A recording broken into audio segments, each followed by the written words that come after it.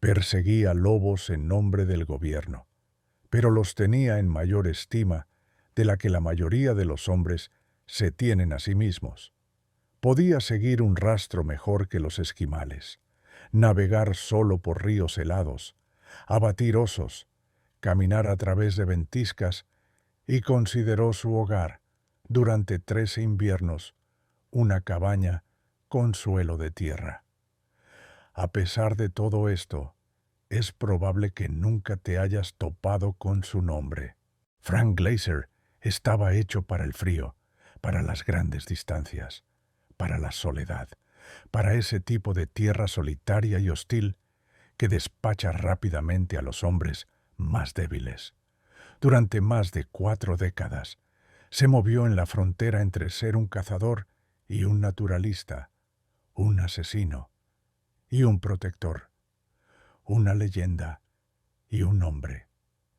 Comprendió la esencia de lo salvaje, y cuando los lobos aullaban, él prestaba atención.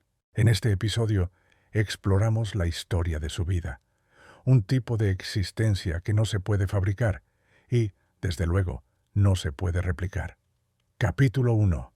La gran huida a Alaska, 1915-26. Soltero y harto de una vida convencional, Frank Glazer partió del estado de Washington con 2 bolsas de lona, un Winchester .30-06, unos binoculares y un anhelo de desorden. En mayo de 1915 se embarcó en el SS Mariposa, con destino a Alaska. No buscaba oro ni fama, simplemente buscaba una salida. Lo que encontró fue una frontera que se defendía con ferocidad. Valdés lo recibió con casi 8 metros de nieve en el Paso Thompson y una agotadora caminata de 597 kilómetros hasta Fairbanks. El camino era una combinación de foso de lodo, trampa de hielo y callejón de la muerte. Los lugareños lo decían sin rodeos. Demasiada nieve en el paso. Los ríos no tienen puentes y 2 hombres fueron asesinados en Copper Center el otoño pasado. Frank, sin embargo, no se inmutó. Se asoció con un veterano, metió sus provisiones en una mochila y partió. Los otros, los recién llegados blandos de la ciudad, o chichacos, iban cargados con equipo excesivo y llevaban zapatos de ciudad. Una vez que la nieve les llegó a la cintura, se rindieron. Tenían los pies doloridos, las mochilas empapadas y el espíritu destrozado. Algunos simplemente abandonaron. Un hombre, Knockout Solomon, maldecía sin cesar después de que sus botas de primera calidad le convirtieran los dedos de los pies en un amasijo destrozado. Frank, sin embargo, siguió adelante. Las noches eran feroces. La nieve formaba una costra lo suficientemente sólida como para engañarte antes de ceder, hundiéndote hasta la cintura. Entonces, tenías que salir a gatas y repetir el proceso. Para cuando llegaron a la posada de Ptarmigan Drop, parecían medio muertos. Nunca lo lograrán a menos que se forme una costra de nuevo esta noche, les dijo el propietario. Pero Frank no se demoró. Esperar significaba congelación o algo peor. Lo siguiente eran los ríos. Sin puentes, sin ferries, solo torrentes gélidos que cortaban el camino. Tenías que desnudarte, cruzar y rezar para no tropezar. A veces, tenías que pararte en el agua del deshielo hasta que las piernas se te entumecían, luego cruzar tambaleándote, arrastrando tu equipo detrás de ti. En una ocasión, Frank sumergió sus pies sangrantes en el agua helada, los secó, se puso calcetines limpios y continuó su viaje. Eso me curtió, recordaba. Aparecían posadas cada 30 kilómetros más o menos. Algunas estaban en funcionamiento, mientras que otras estaban cerradas con tablas. En Upper Tonsina, Frank encontró una cama y cogió piojos. Su compañero de ruta le echó un vistazo y declaró: «Estás piojoso, Glazer. Deberías haber revisado la cama». A partir de entonces, Frank prefirió las estrellas a las sábanas. Aquel compañero veterano finalmente se fue a trabajar a una mina, dejando a Frank solo. Dormía de día y caminaba de noche, explorando constantemente los alrededores en busca de casa, de refugio, de cualquier cosa inusual. En Copper Center desarrolló la rodilla de Musher, ese dolor profundo y punzante de arrastrar una mochila de 27 kilos por el barro. El remedio local era salvaje pero efectivo: pararse en un arroyo helado hasta que las piernas se entumecieran, secarse y seguir moviéndose. Además de poner a prueba tus límites físicos, este sendero despiadado también jugaba con tu mente. Copper Center tenía su cuota de historias. Allí, los McCrae criaban zorros plateados y negros que valían una pequeña fortuna. Frank aprendió rápidamente que si molestaba a una zorra anidando, mataría a sus propias crías. También oyó hablar de un triple homicidio del otoño anterior. El brazo de una víctima fue descubierto en la boca de un perro de trineo, mientras que otra tenía balas del calibre 7.22 en la espalda. Más adelante en el camino, la nieve dio paso a la ciénaga, y los mosquitos descendieron como si hubieran estado hambrientos durante semanas. Frank compró una mosquitera en un puesto comercial, lo que pudo haber sido la compra más inteligente que jamás hizo. En Gulkana pasó junto a una cabaña del cuerpo de señales donde un lince descansaba sobre el escritorio y montaba a los perros callejeros como si fueran ponis. Ovejas de dal mansas trepaban a los pajares. Los zorros se retorcían dentro de jaulas de alambre y las granjas de martas brotaban en el barro. Lo salvaje y lo civilizado se fusionaban en una extraña mezcolanza. Luego llegó Sourdough, no una persona, sino una posada, y una muy notable. Estaba regentada por Molly la mal hablada, una mujer de lengua afilada que medía 1,88 y no toleraba tonterías de nadie. Maldecía como un estibador y cocinaba como una maestra chef. Cuando Frank llegó, estaba en medio de una diatriba, echando a un desafortunado hombre con una andanada de insultos. Luego se volvió hacia Frank como si nada hubiera ocurrido. «¿Tienes hambre? Entra, tómate un café». Su establecimiento estaba impecable, con suelos alfombrados, ventanas con cortinas y un fuego cálido. Era un centro para comerciantes, tramperos, vagabundos, cualquiera con una historia o cicatrices. Molly presidía el lugar como una reina. Una vez se enamoró de un conductor llamado Jack Bishop, quien le envió por correo una pepita de oro falsa hecha de sal. La exhibió con orgullo todo el verano, creyendo que se había hecho rica. Cuando descubrió la verdad, juró venganza, pero para la primavera ya lo había perdonado. Así era Molly: fuego y gracia envueltos en un par de botas.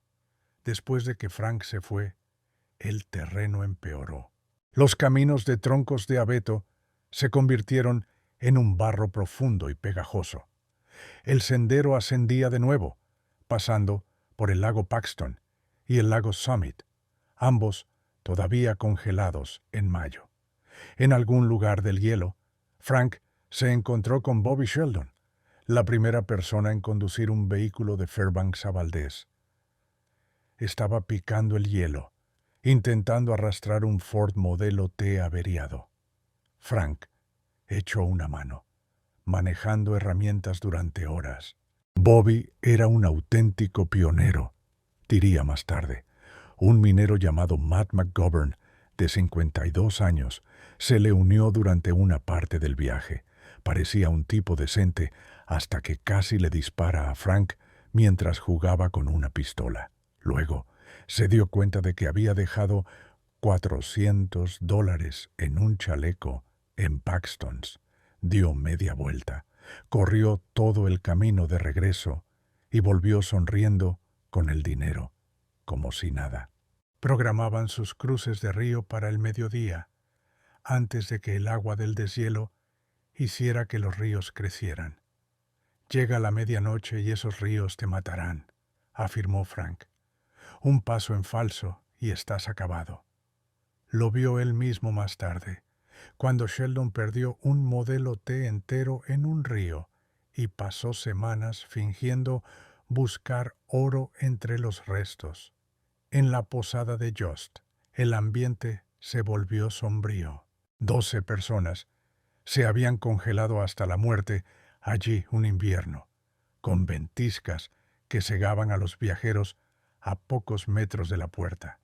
El ejército había instalado una valla y una campana que sonaba con el viento, con la esperanza de que pudiera rescatar a la siguiente persona. Frank también se enteró de pasajeros de diligencia que fueron abandonados en una tormenta de nieve arrastrándose a ciegas, mientras un sargento del cuerpo de señales los llevaba a un lugar seguro uno por uno. Y más allá de Jost, la naturaleza salvaje reafirmaba su dominio. Huellas de grizzly, del tamaño de raquetas de nieve, atravesaban el sendero. Frank siempre mantenía su rifle cargado y al alcance de la mano. Las liebres americanas correteaban como chispas, arrancando la corteza de los sauces como una plaga de langostas. El ritmo de la vida aquí era sencillo: comer, congelarse, sobrevivir, repetir.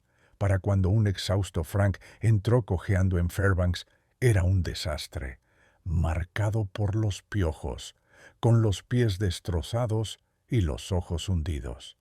Había caminado casi 650 kilómetros a través de uno de los terrenos más implacables del continente. Arruinado, maltrecho, pero duro como el cuero crudo, había llegado. Estaba en casa.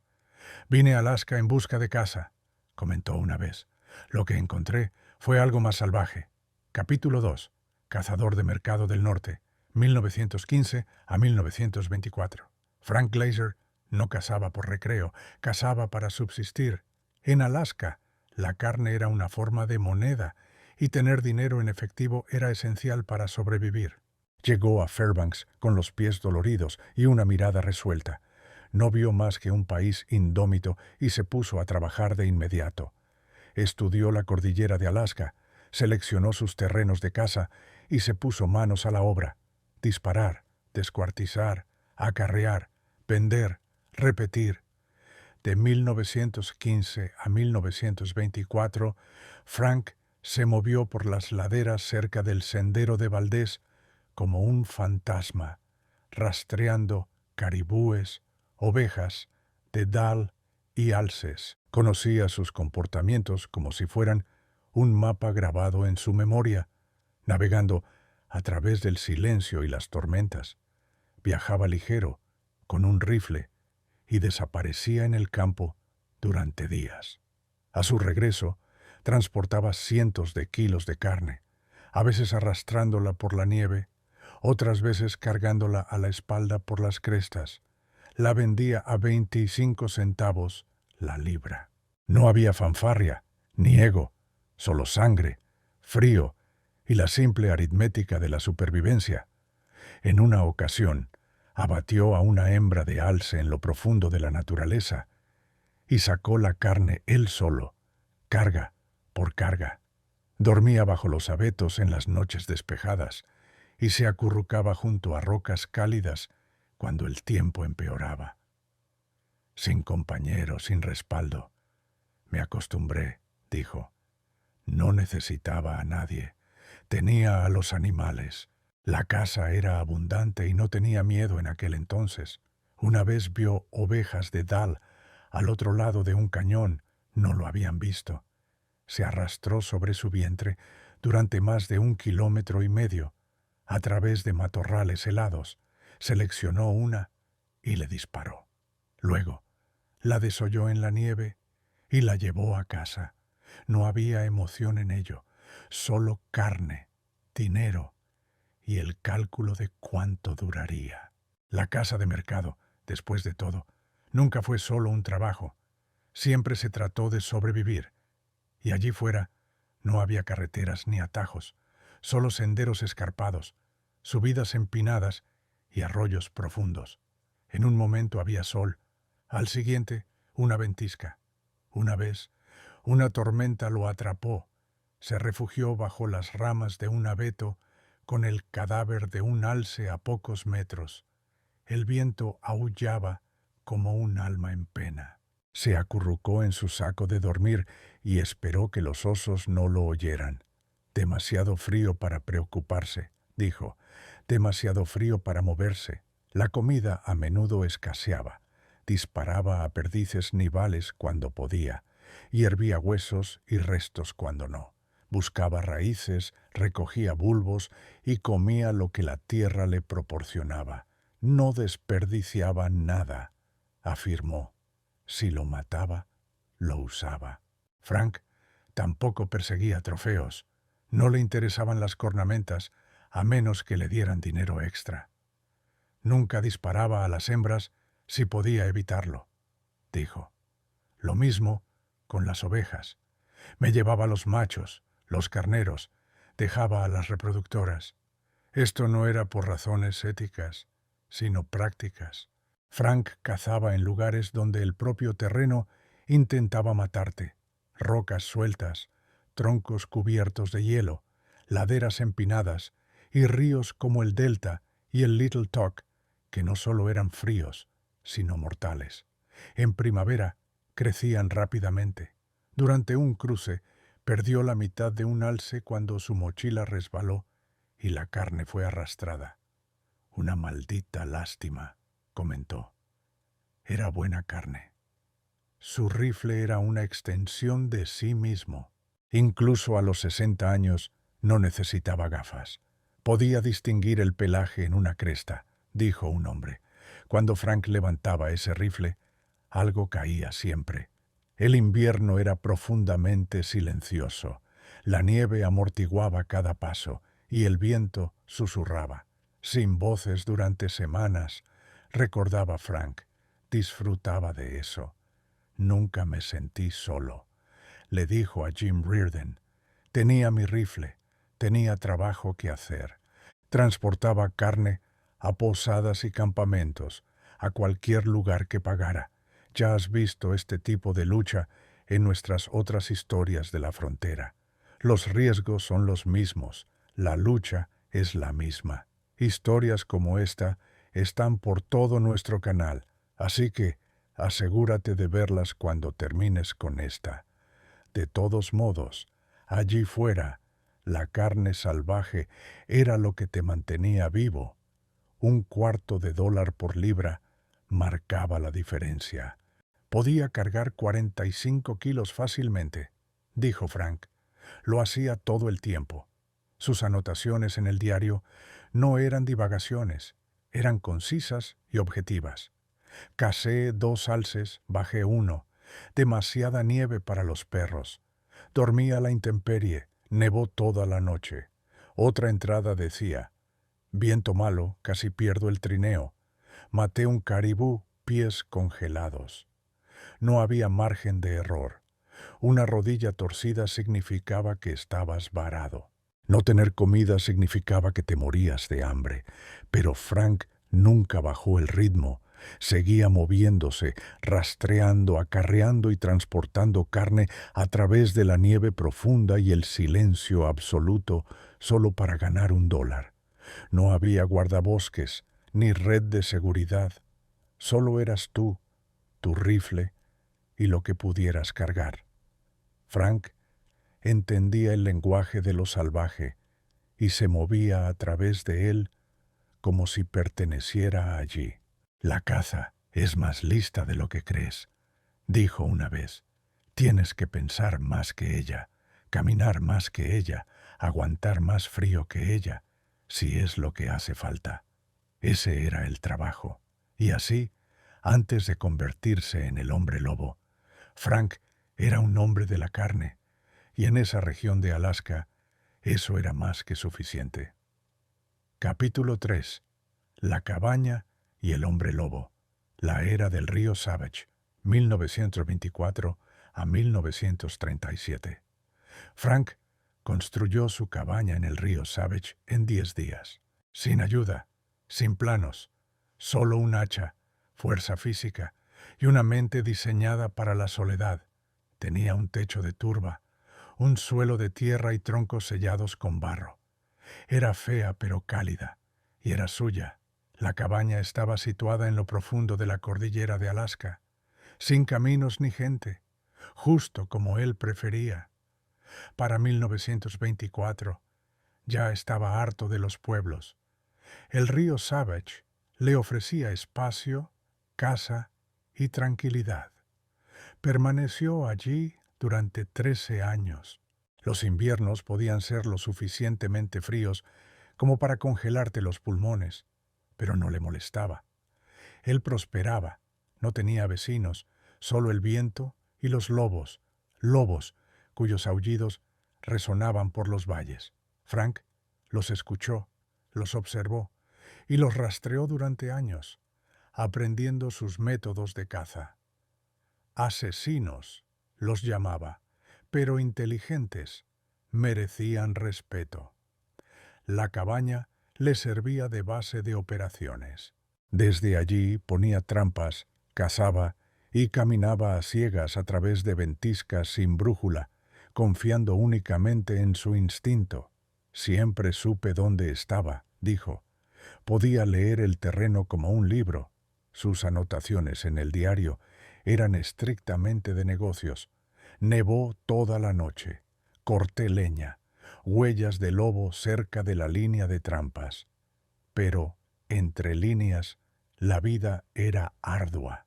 Cuando sus provisiones de comida disminuían, recurría a hervir corteza de abeto, desollaba cadáveres congelados a la luz de un farol y secaba sus botas junto a la estufa. Su rifle siempre estaba cargado, no para los lobos, sino para los grizzlies, que se acercaban en primavera. Una entrada simplemente decía: «Tuve un infierno de problemas cruzando el río». Eso fue todo lo que escribió, pero años después contó la historia completa. Ser arrastrado por una corriente congestionada de hielo, sosteniendo su rifle bajo un brazo, su mochila saturada y sus botas arrastrándose como anclas. Logró llegar a la orilla, medio congelado, pero vivo. Y Glaser no solo vivía cerca de los lobos, los criaba, en cierto modo. Cada primavera localizaba guaridas, tomaba algunos cachorros y los criaba junto a sus perros de trineo. El resultado fue un equipo de híbridos mitad salvajes, puro músculo, que llamaba perros lobo. Eran duros, rebeldes y ferozmente leales. Peleaban como demonios, dijo, pero corrían como el infierno cuando los enganchabas. Los alimentaba con restos de caribú, observaba sus movimientos y les ponía nombres como Kark y Queenie. Eran trabajadores y compañeros, no mascotas, un trozo de lo salvaje, atado pero nunca completamente domesticado. Dentro de la cabaña, Frank se transformó en un biólogo de campo. Rastreaba huellas, analizaba excrementos, tomaba notas y hacía bocetos. A mediados de la década de 1930, Frank Glaser profundizó en el estudio de los lobos, solo en su cabaña del río Savage. Algo cambió. Estudió sus técnicas de caza, cómo se dirigían a los débiles, los viejos o los lentos. La gente dice que matan por diversión, escribió. No es cierto, matan para vivir y son mejores en eso que la mayoría de los hombres. Usaban la cabeza, anotó. No se apresuraban, esperaban, trabajaban juntos. También fue testigo de su lado más oscuro. Los lobos se volvían contra los suyos. Un error. y eras expulsado o estabas muerto. «Son fríos así», dijo Frank, «sin segundas oportunidades». Documentó todo: presas, huellas, excrementos, incluso la altura a la que orinaban en los árboles. Los biólogos finalmente acudieron a él con preguntas. Adolphe Murier usó sus notas en su libro Los lobos del Monte McKinley. Incluso los funcionarios del gobierno lo trataban como un guía de campo con botas. «Conocía a los lobos de arriba a abajo», dijo el trampero Oscar Bogle. «Me enseñó trucos que nunca se me habrían ocurrido, y aquí reside la paradoja. Cuanto más aprendía Frank, menos los odiaba. Todavía ponía trampas y usaba veneno, pero comenzó a ver el panorama general.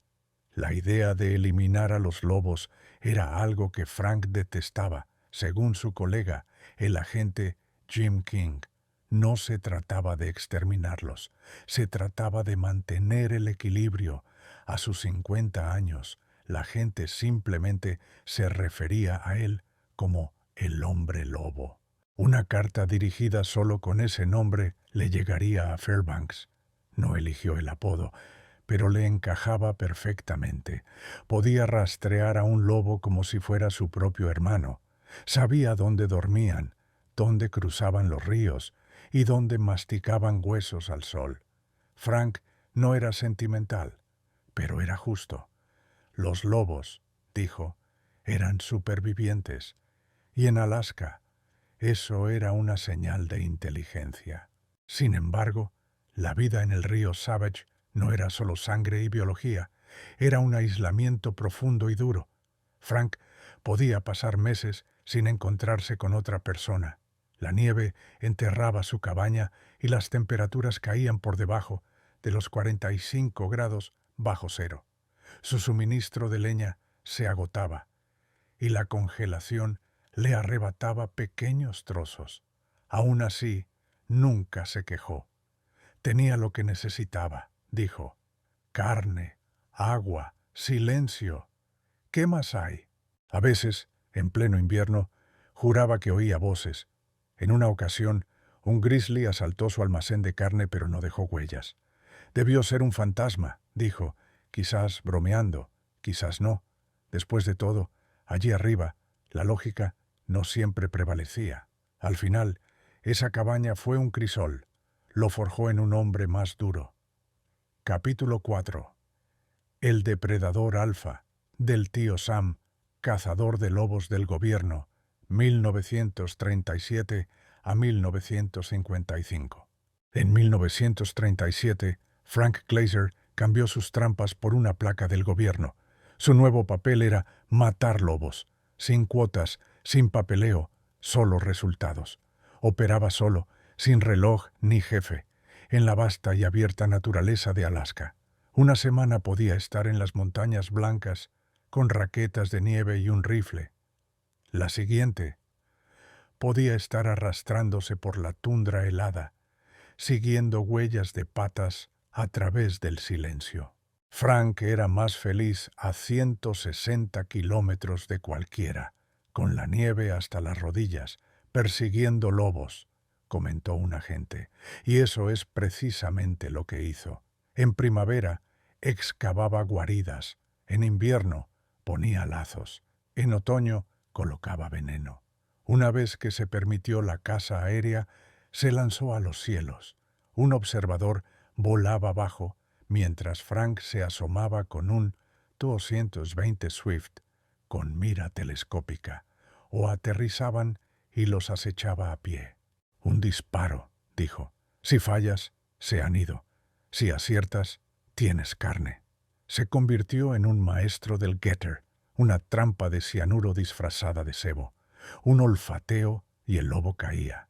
Registraba cada detalle, cuántos, dónde, cuándo e incluso las condiciones meteorológicas. En algunas regiones, sus notas eran los únicos registros oficiales disponibles. Pero no era el papeleo lo que lo hacía letal, era el instinto. Podía interpretar un solo pelo en la nieve como un detective, Como se mencionó anteriormente, Frank sabía qué cresta usarían, qué arroyo cruzarían y dónde el alfa marcaría su territorio. Frank podía mirar la hierba y decirte lo que estaban pensando los lobos. Dijo un agente. Los lugareños lo llamaban Amaguk Frank, que se traduce como Frank el lobo. Simplemente les ganaba en su propio juego. Cuando los lobos diezmaban los rebaños de renos, Frank ponía fin a ello. Sus trampas eran efectivas y sus cebos envenenados eran rápidos y limpios. En 1948 fue enviado a la isla de Nunivac para proteger a los bueyes almizcleros. La población local los estaba matando, pero Frank no los reprendió, simplemente habló con ellos. Después de eso la matanza cesó. Escucharon, recordó un piloto. Era directo. Frank nunca se anduvo con rodeos. Los lobos se reproducen rápido. Las trampas solas no bastan. Necesitas veneno, aviones, trabajo en las guaridas. Todo el paquete. Dijo. Golpea fuerte, no te detengas. Pero todavía los tenía en alta estima. Mucho antes de la llegada de la tecnología moderna y los rastreadores, él estaba allí con binoculares, observando manadas mientras cruzaban ríos helados y mapeando sus movimientos. El alfa a la cabeza, los flancos, la forma en que arreaban a los caribúes como soldados en un ejercicio militar. No me importa disparar a los lobos, escribió a la comisión de caza, pero cuando encuentro uno en mi trampa, me siento avergonzado. Son los verdaderos caballeros de la familia depredadora. Era una cuestión de pura supervivencia, no una contradicción. Glaser respetaba a los lobos, pero los mataba de todos modos. Se autodenominaba conservacionista, pero participaba en programas de control de depredadores, criaba perros lobo, pero disparaba a los salvajes, admiraba su astucia, pero detestaba lo que le hacían a los rebaños. Hay que mantener el equilibrio, dijo. Demasiados lobos y no tienes caza. Y sus superiores confiaban plenamente en él. No hay lugar para los sentimientos blandos cuando te pagan por matar lobos, afirmó uno de sus jefes. Mientras yo sea director, tienes trabajo. Le permitían desaparecer durante semanas e invariablemente regresaba con pieles y datos. Frank presentaba su informe y luego se ponía ansioso por volver a salir, mencionó un biólogo. No importaba el frío que hiciera. Era entonces cuando se sentía más vivo. Acompañó a científicos en expediciones y los hizo parecer perdidos. Un profesor observó a Frank leer el paisaje como un libro. Era como un indio, dijo el hombre. Conocía cada bache. La vida en la ciudad nunca le sentó bien a Frank. Tenía una habitación en el Hotel Nordale y alojaba a sus perros lobo cerca, pero rara vez estaba allí. Y cada vez que estaba en la ciudad, hablaba sin parar, desde el desayuno hasta que su compañero de patrulla tenía que irse. Pero sus historias eran cautivadoras. Tenían un cierto ritmo. Aún así, la tierra tenía su propio poder. Unos años más tarde, la población de alces se disparó. Los veteranos decían que nunca habían visto tantos. Luego, como señaló un agente, Frank se fue. Los lobos regresaron y los alces desaparecieron. Hasta el día de hoy, los lugareños todavía dicen, necesitamos otro Glaser. Nunca buscó fama ni gratitud. Simplemente cumplió con su deber, en silencio y sin descanso. Y cuando Alaska se convirtió en estado en 1959 y la política sobre los lobos cambió, Frank no protestó. Simplemente se hizo a un lado. Puede que nunca dudara en matar, pero nunca olvidó lo que estaba matando. Otro depredador. Capítulo 5. La leyenda continúa. Frank Glazer falleció en 1974, pero en Alaska nunca se fue del todo. Su nombre todavía persiste en el viento, entrelazado con los aullidos de los lobos. Sus historias resuenan en los bares, se comparten en las cabañas de los tramperos y son contadas por los veteranos cuando recuerdan cómo eran las cosas antes. Sí, el hombre se ha ido, pero el mito está muy vivo. Incluso antes de su muerte, los cuentos habían cobrado vida propia. Una historia cuenta que en 1938 volcó un vehículo del gobierno 3 veces en la autopista Stase. Salió arrastrándose con las costillas rotas y el ceño fruncido, y su entrada en el diario simplemente decía: volqué 3 veces, corte en la cabeza, lesiones en las costillas. Seco como el serrín, sin melodrama. Cualquier otro habría muerto o, como mínimo, habría exagerado el incidente para dar lástima. Luego estaban sus mascotas, perros lobo con mandíbulas como trampas de acero y ojos del color de los glaciares. Un enorme lobo negro encadenado en una cabaña permitía a Frank entrar con comida como si fuera lo más normal del mundo. Sam White, un trampero experimentado, comentó: «No me habría acercado a él a menos que estuviera atado con cadenas». Frank no domesticó exactamente a estos animales, simplemente se ganó su tolerancia y quizás incluso su confianza. Luego está la historia de la caza del bisonte. Frank, a sus 60 años, acompañó a un profesor universitario que nunca había apuntado a nada más amenazante que un concepto. Frank rastreó al toro, alineó el tiro y le entregó el rifle. Se dispararon 2 tiros. Uno dio en el pecho, el otro rozó una oreja, la oreja de Frank. El toro cayó. Nadie tuvo que preguntar quién había hecho la matanza. Todos lo sabían. Los pilotos de avioneta a menudo lo dejaban en el Ártico, con nada más que raquetas de nieve y un rifle. 2 semanas después, llamaba por radio con un saco lleno de pieles de lobo y un antojo de carne. Jim King recordaba cómo Frank no soportaba el trabajo de oficina. Al tercer día empezaba a inquietarse.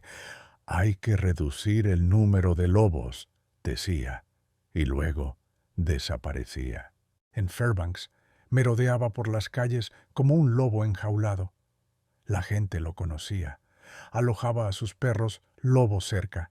Tenía una habitación en el Hotel Nordale y compraba cada rifle nuevo que llegaba a la ciudad.